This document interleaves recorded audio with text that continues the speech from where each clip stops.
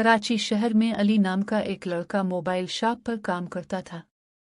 मालिक इस पर बहुत भरोसा करता था और रोज की कमाई भी इसी के हवाले कर देता था।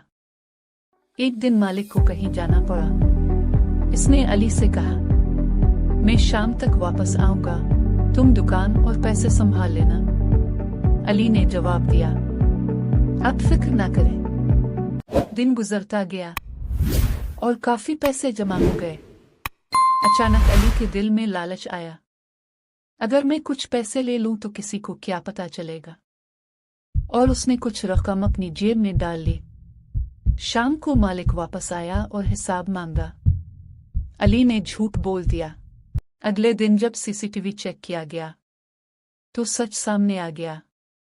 मालिक ने कहा, मैंने तुम पर भरोसा किया था, लेकिन तुमने अमानत में खियानत की। ये सुनकर अली शर्मिंदा हो गया।